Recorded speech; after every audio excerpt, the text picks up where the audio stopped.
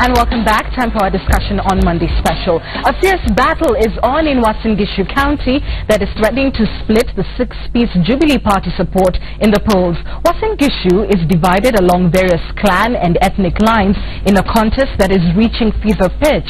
Already, the county commissioner has put politicians on notice for hate speech, with Buzeki saying that those who have broken the electoral code of conduct should not be allowed to vie. But why is the ethnic card being played out in an area that should have seen homogeneous support for Jubilee? Well, Uasin Gishu is a cosmopolitan area, and other than the indigenous Kalenjin community, significant numbers of other communities are also found in the diverse county. The Kikuyu, Luya, Luo and Kisi communities reside in this vote-rich county and make up more than a third of the residents there. They are therefore a constituency that may be seen as a significant swing vote. The county also saw some of the worst electoral violence in the 2007 election and has been one of the counties that has been listed as a hot spot by the National Cohesion and Integration Commission. But that is not the only issue. There is, of course, clan politics that has played out in the region between the Nandi and the Keyo. Jubilee leaders have urged candidates not to split the Kalenjin vote there. Already, Governor Mandago has warned Jubilee leaders not to bank on that vote if they are not going to support him. Listen to what he had to say.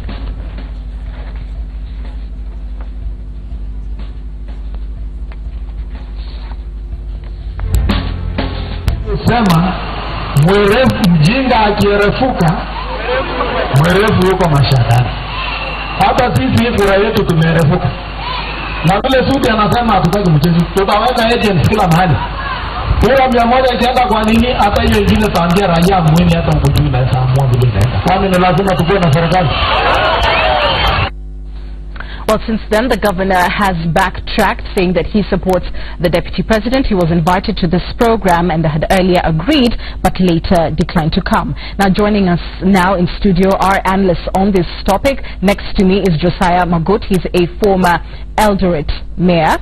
And next to him is Mark Bichachi and Dunston Omari, who are both political analysts. And the man with a horse in this particular race is independent Uasin Gishu gubernatorial candidate Bundo Kiprop, also known as Buzeki, and he would be the supposed horse, I suppose, in our discussion. And gentlemen, you're all welcome to the program. Dunston, I want to begin with you. Why is Uasin Gishu and this race so important both for Jubilee and for NASA? That county is the county of the deputy president. That county is the county that was the cradle of the post-election violence. That county is a basket in terms of food for this republic.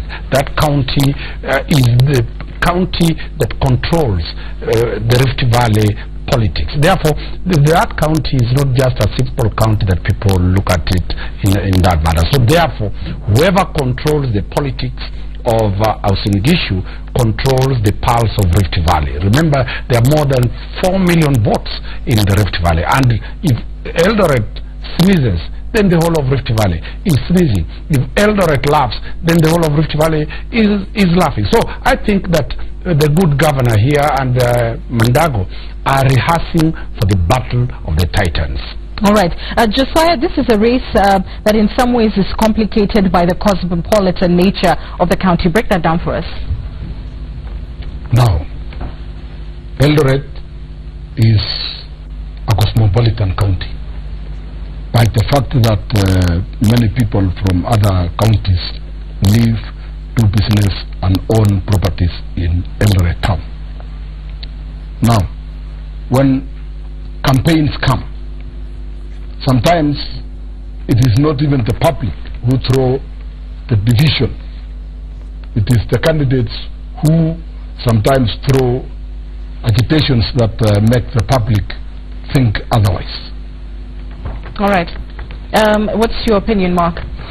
The reality about Uasin Gishu County, if you look at the history of election violence right from 1992 up to 2007, you realize that Uasin Gishu County is a powder keg. Why? Because of its cosmopolitan nature, and two, because of its importance strategically in terms of transportation of goods and its importance to the communities that are around there, the Kisi, the Luya, and the Luo, and the Kalenjin as well. So the statements being made right now are very critical because they set the tone for how this election is going to be. Let's not forget that if Kenya is going to catch fire, then the matchstick has to be around that area. That's how it works. So it's a race we have to watch very keenly. The candidates have to be very careful with the words, and we have to also be sure that this is going to be an indicator of how people are going to vote in 2022 as well. That sounds like a very harsh assessment of the county, to say that it would be the matchstick. Some may go as far as feeling insulted by that sort of opinion. Buzeki, because you are in this race, what do you think about that? There are concerns around this race being one that would be peaceful and equally credible. Sure, I think the statement from my friend here has been over-amplified. Uasin Gishu is very peaceful, as it is now, and obviously we are very optimistic that it will be the same moving forward in the future. But as it happens in politics, at times people get a little bit too desperate when you want to cling to power.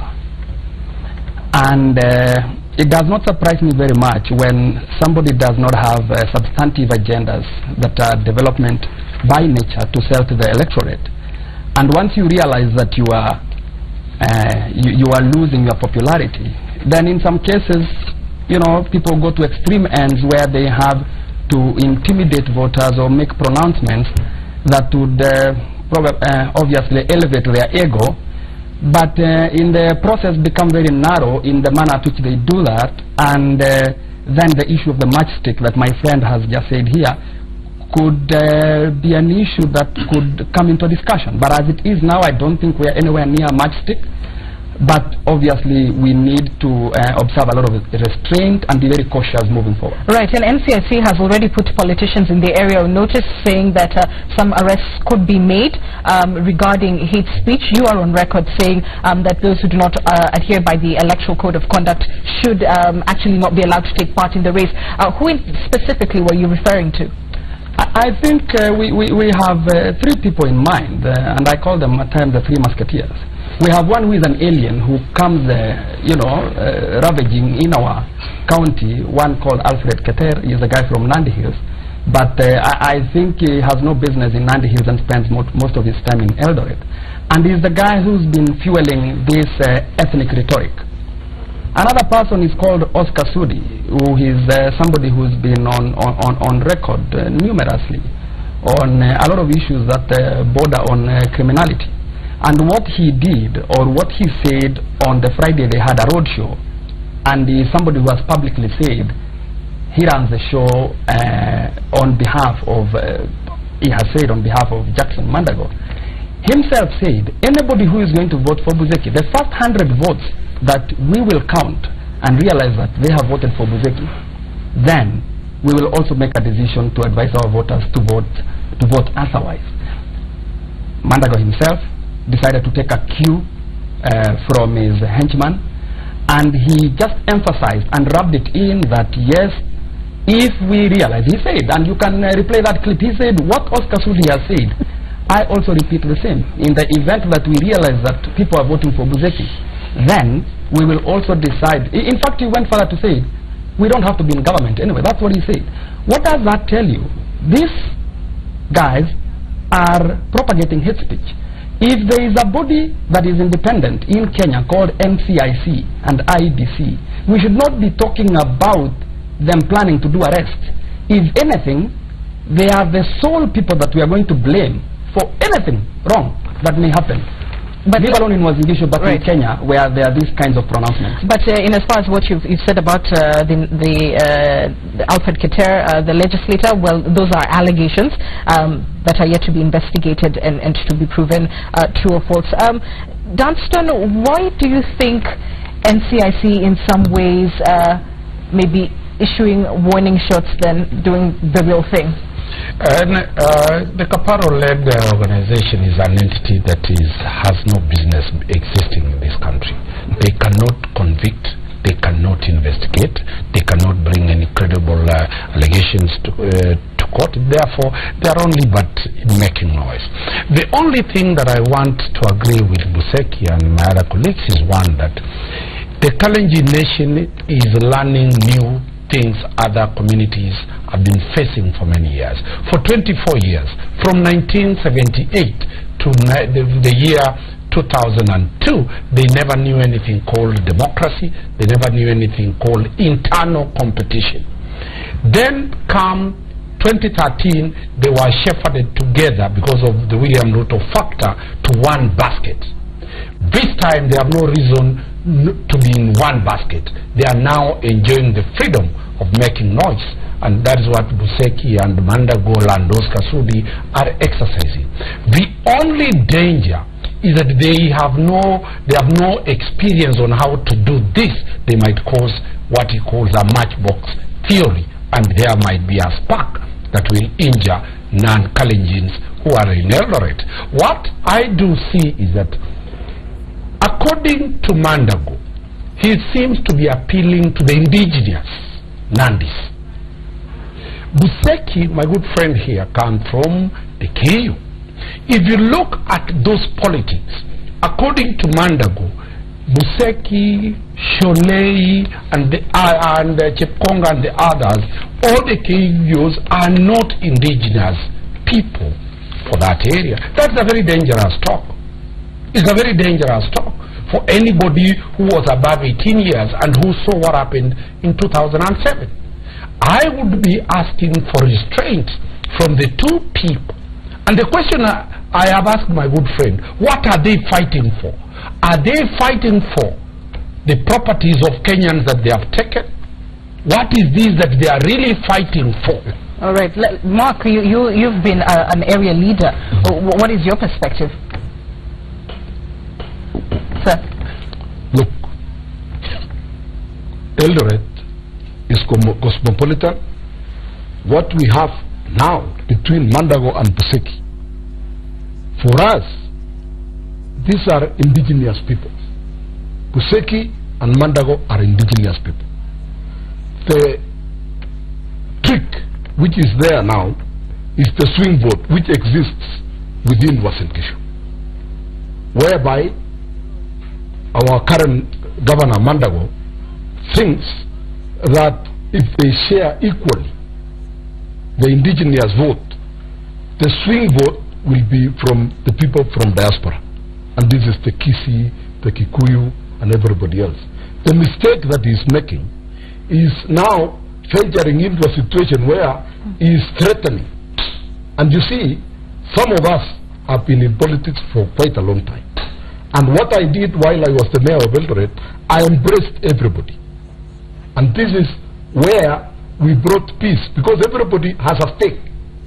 A Kisi who is doing business, who owns property, who is making his living out of Eldoret, should have no fear at all that elections are coming. And we have had this from the president and the deputy president from their own political aspirations. They have said, never again should we shed blood because of politics. Right, and I beg your pardon, you're Josiah. Mark, let me come to you now. Is it strange to you that in an area where the principal to the Jubilee 2 ran with the pledge to unite the country, that we're still talking about supposed tensions flaring up? Or is it such a harsh indictment on the administration to believe that in 4.5 years they would have been able to bring all communities, not just in Uasin Gishu, of course, but across the country together? You know, one of the key things about Kenya in general is when we discuss peace, we never discuss the process of peace, and this is where we miss the plot. You see, peace is a process. Peace is not the joining together of certain politicians and saying, now we've created peace because the two of us have joined. There is no process in terms of inculcating a culture within Jubilee as a party as to what your candidates can and can't say. That's number one. Number two, what is the process that the country has committed to towards eradicating such statements and such vices within people? There are two things about conflict that people need to understand. You need two things. Number one, they say is that the army marches on its stomach. So that's an economic question. The other part is that you got to inflame passions. Now the problem with passions is that they're illogical. They're illogical in the sense that how are you going to say that certain members who've lived within Uasin Gishu for the last 20, 30, 40, 50 years of their lives are no longer irrelevant on a poll? Why? Because their economy, what they do, contributes to the economy of that place. But the problem with Kenyan politics is that every time we feel threatened, as Buzeki has said, every time we feel threatened, then we play the tribal card. We play this is our people. We play this is our community.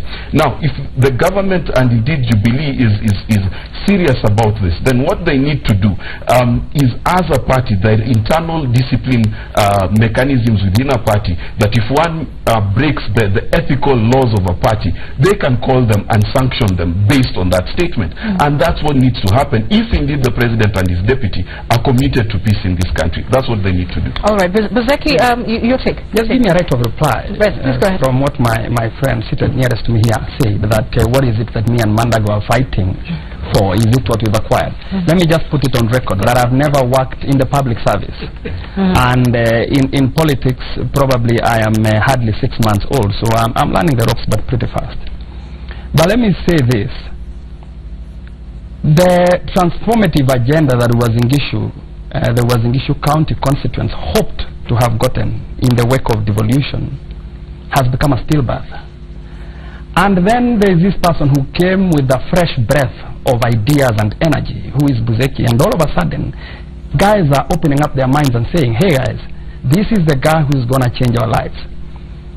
The person who is my incumbent, my very formidable competitor, I don't think focused to provide good leadership for the people was an issue. He focused on becoming a political kingpin. Now, his quest to be a political kingpin is starting to crumble, and crumbling very fast. And this is making him very desperate. And that is why he tried to retreat to the very sub-ethnic cocoon, leave alone the other ethnic groups like the Kisi, the Luo, the Kikuyu. Leave alone that. That is not where this ethnicity in Uasin Gishu started when I ventured into politics. He started by sub-ethnic clans trying to profile the issues that my friend was mentioning, and Andy and Akeju. Let me tell you one thing. There is no difference, and you can never differentiate the people from Uasin Gishu because we come from one umbilical cord, and that is cultural for so many years. But in his quest to get a channel that he can be able to anchor himself as a political kingpin, he tried to separate me from the other sub-Kalenjin tribes to make me an alien. But in the process, that did not materialize. Now, he's at a loss as what to do now, because it's very apparent that the reality is dawning on him that on the 8th of August, the game changer for Uasin Gishu. Well, and I must again say on record that we invited the incumbent to come on the program. He declined to come. Be that as it may, those are allegations that you are leveling against him, and we know MCIC is following up generally on what leaders in this area have been saying. But let's not talk about him, let's talk about you. Now that there is this constituency, the 1/3 of other communities who are resident in Uasin Gishu who have a stake in its politics equally, what is your message? I think first and foremost, as a very responsible leader, and as somebody who has the national picture of Kenya and the global political platform, I think it would be very unwise for somebody to try and profile a certain segment of a community and say that you either toe the line with my conditions, and or rather you toe the line, or then you are not part of us. You know, I think you cannot give conditionalities to people who call their home Uasin Gishu, for anybody for that matter. So I want to tell the people of Uasin Gishu that I believe in a united Uasin Gishu, an inclusive Uasin Gishu, and because that would be the basis for us to be able to drive the development agenda for Uasin Gishu to prosperity. When we have everybody and the social fabric that brings all of us together is strong and neatly kept. That is a philosophy that I strongly believe in.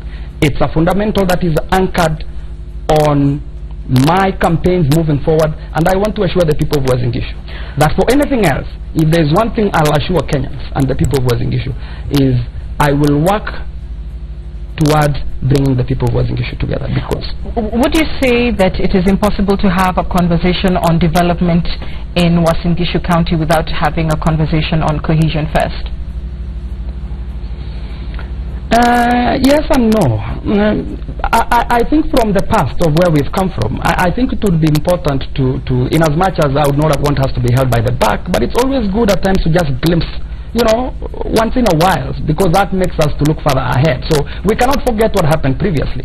So for that matter, we need to ensure that we continue talking cohesion issues and healing the wounds that by now I've really healed, and we're in the process of overcoming the challenges that we had. But obviously, for me as governor, to be able to effectively deliver and implement my manifesto, I would need everybody to read from the same script so that I can marshal all the energies of the people of Uasin Gishu to be able to drive in one direction. So for that reason, I would need to ensure that everybody is working with me. Josiah, what would you say the priorities of the county are? Priorities of the county are, one, to bring unity to the people of the county, to improve the livelihood of the people of the county, the people of the county to enjoy the fruits of devolution, such that they are involved in all development issues, they chart their way, they make their decision on issues of development, and generally making the welfare of the people of Uasin Gishu better than it has been. All right. Mark, given that this is a cosmopolitan region, the bread basket, we're having all these challenges, even with just agriculture and getting it, you know, to be a sustainable source of income, etc. What do you believe the issues for candidates should be? Well, the issue for candidates is a number of things. Candidates in this nation need to begin to think about the future. We need to start talking about the future. Why? In this particular election, how many young people are voting for the first time? This is the question that we've got to ask ourselves. And these young people are facing a future where they've got 30, 40, 50 years of work, and they don't know what's going to happen in future. So the question that we need to answer for us in Gishu is, number one, it is known as the state, as a county that produces champions. What are you doing to promote sport tourism? How are you building it to become a brand for this county? How are you building it to become agriculturally stable a county? How are you making sure that the resources within this county, it's also a transitional county in the sense that if you have to connect from Malaba to Mombasa, you most likely have to pass through it. How are you taking advantage of these opportunities in immediate, mid-term and long-term approach? The third thing that is very key is the good candidate here has a unique opportunity. He has a unique opportunity of reaching out not only to the other communities that are there, but because of his age and his youth, he can begin to drive the conversation of a progressive governor for this county, a governor who embraces the future. And that really, whenever you give people hope, then you can begin to dilute the question of tribe and ethnicity, because once there is hope, then we are united. Once hope is removed from any scenario, you can imagine if children have stayed hungry for a long time and you put a plate of food in that room, they'll definitely fight for it. So the question is, are you going to provide food consistently to these young people so that the notion of tribe does not exist? Because in Kenya it only exists because when we think of our time to eat. All right. Dunstan, expecting the president and his deputy to be campaigning there this week. Do you think they have serious challenges in terms of consolidating the Jubilee vote there? And does NASA, which has had a lot to say about infiltrating the Rift Valley, have any votes to gather in this area? What is likely to happen is that the president and the deputy might not land in Uasin Gishu if this type of talk continues for some time, because the battle lines have been drawn. Busek is appealing to the Nandis. The majority of his support is based on one issue. The Mandago is threatening. He is using the deputy president to whip emotions so that he is a man under siege, which might not be the truth. he might have lost contact with the people. When you see a governor threatening non-Kalenjins, especially non-Nandis, that is very scary. My people, the Kisi people are there, the Kikuyus are there, the Luos are there. Who are they going for, Governor? Do you have a policy in terms of resettling the people who were displaced in 2007? Has anybody addressed that question? There are people who bought property, there are people who have never gone back to their lands. How do you talk cosmetically on the top that you want unity when you have not resettled the people who bought land and they have title deeds? I'm a lawyer. The sanctity of a title deed is not questionable. Lastly, the issue that the president is likely to face is one, is governor aspirant Buseki going to step down the way Kinuthia Mbugua stepped down in Nakuru, so that we have one, either Mandago? Is Governor Mandago twisting Jubilee, the deputy president and the president, so that they tell this guy, this friend of mine, that you step down for the peace of this area? So those are the questions that I was asking my good friend here, that how do they need and what policies do they put in place to ensure that the cradle of Jubilee is either in Ishaweri, in Gatundu, or Sugoi in Eldoret? What picture do the nation look at? Tuko pamoja, mko pamoja, na mnaanza kuambia watu jipange. That's the question. Let's hear from Buseki. Do you see yourself as a problem for Jubilee? I mean, this is the party that you initially wanted to vie on, and did anybody prevail on you to step down in favor of the incumbent? You know, as the situation would have it, I think if there was anything strategic that happened in Uasin Gishu by default, is for me to be a candidate as an independent candidate and having another candidate being in Jubilee, because basically what this is going to do is that it's going to excite the ground, the campaign so much that a lot of people are going to come out in huge numbers to come and vote for me and also vote for my opponent. In the process, the biggest and ultimate beneficiary will be the president. Okay. So that is obvious, you know, and if you would want to look at it in contra, then what would mean if Buseki was not a candidate? He would have just said, okay, fine, I had 86,000 votes, and I say, okay, fine. Then what would have happened? The supporters of my opponent would not have even come to vote because they would be in a celebration mood. So it's good that you're in the race. I'm in the race. Now, let me also answer this. Whether I'm going to decide to take a picnic and say that, you know, I'm out of the race, I can assure you, my desire to want to provide alternative, transformative leadership for the people of Uasin Gishu is a very deep-rooted conviction that cannot be swayed, cannot be changed, cannot be negotiated, because the patriotism that is in me and the love for my motherland, being Kenya and, you know, Uasin Gishu as my cultural home, I have a burning desire to want to bring change that will be an example. You're going nowhere. Two things I want to bring it very clear here. As we start now, nobody is displaced from their farms. True, people have gone back to their farms. Those who did not go back to their farms have willingly sold their farms, and those ones who still have their farms and don't live there are leasing their farms to the people who want to farm. So for now, I am telling them that. Kenyans are telling them that Uasin Gishu, nobody is out of his farm unless he has willingly sold it. I think number two. Now that we are going for elections,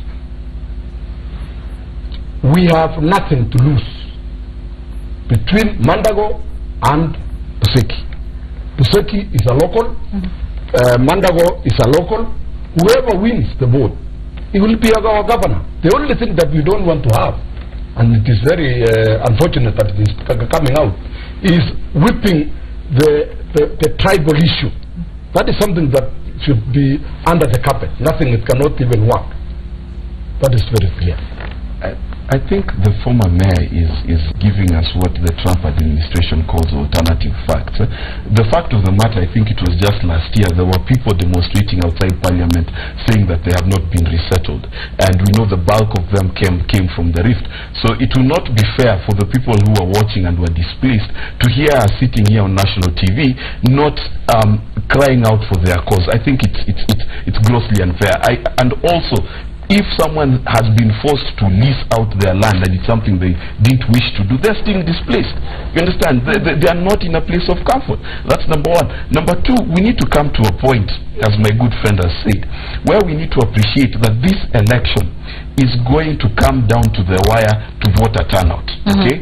And Jubilee has one issue that it has to overcome. Number one, if you hear their strongholds complaining, saying that the price of unga is too high, they can't find unga today and stuff like that, then you're going to have voter apathy. They may not vote for NASA necessarily, but they need to remember they only won by 700,000 votes. So 700,000 votes not showing up to vote for them is an issue. So this is a critical election. So what do they need to do? They need to have as many people show up to vote, and if having alternative candidates is how they're going to show up to vote, then good for them. All right. Buzeki, as we wind up, and I'll come round for final comments, you have been labeled the Deputy President's project in Uasin Gishu, and that is a tag that you're struggling, some would say, to shake off, to the extent that, you know, even when we talk about your war chest, they say, how is this man able to afford the very kind of, you know, flamboyant campaigns that we've seen? Somebody has to be backing him. How do you dissuade your voters from the fact that you're somebody's project in the region? I think, let me put it this way, and it's very unfortunate because Jackson Mandago is not here today, because that question should have been directed at him, because he's the one who orchestrated that propaganda that Buzeki happens to be a project of the Deputy President.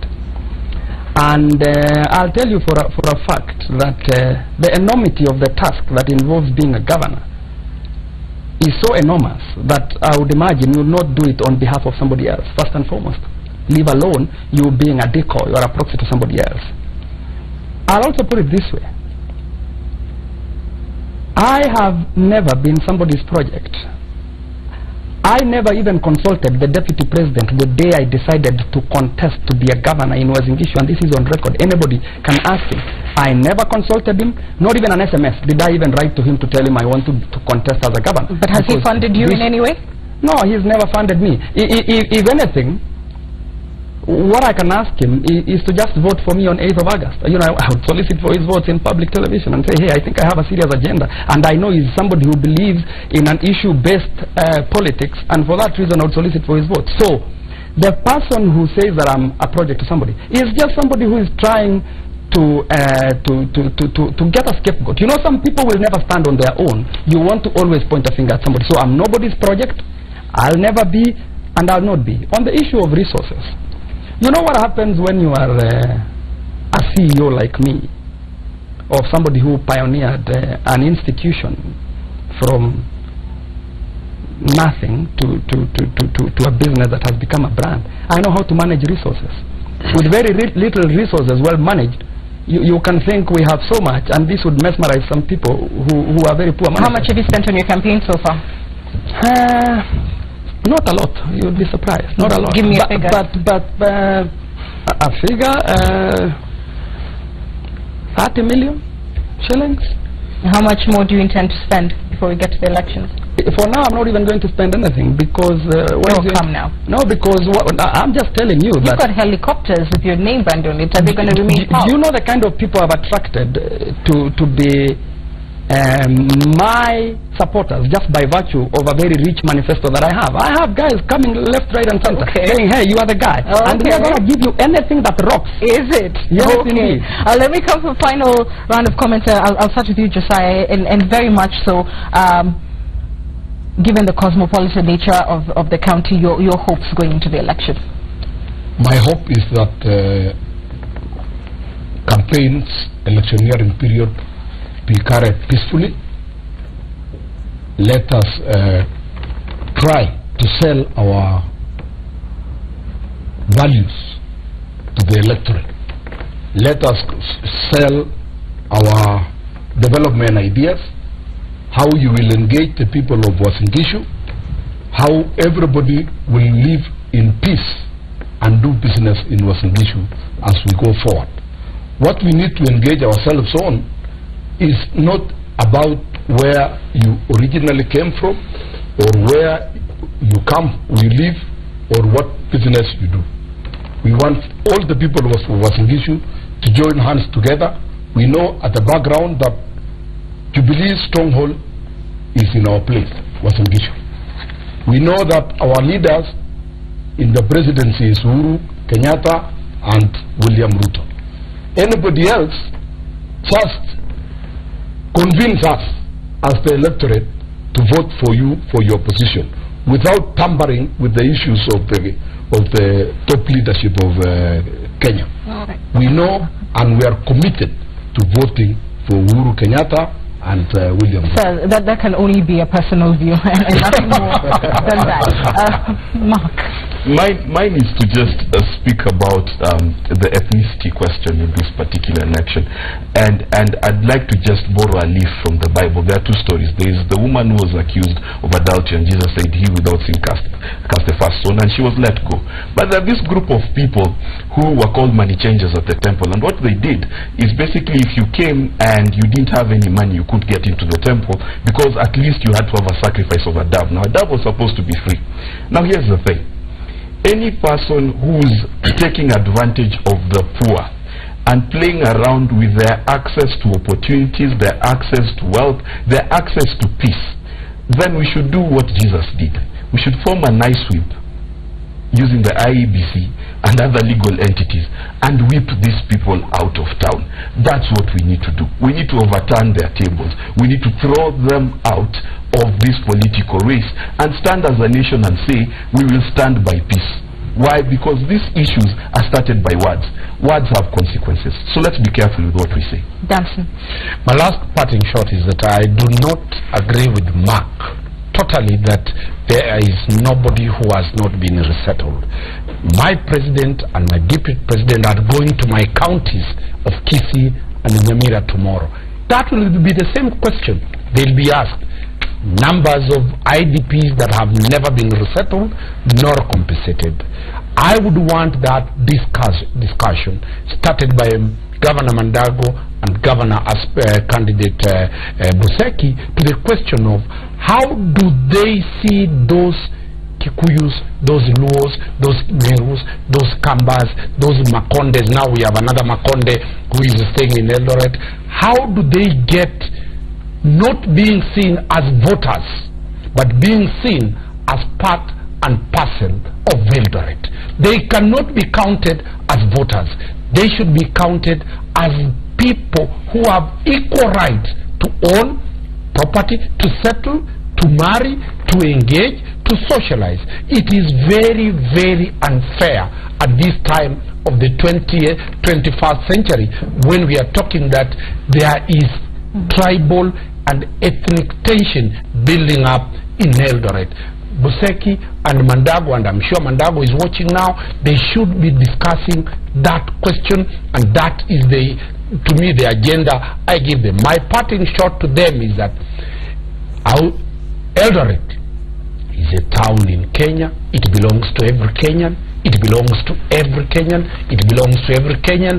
And Uasin Gishu is our county. It's one of the counties that is very critical for this nation. Let the leadership of Uasin Gishu take care of that county.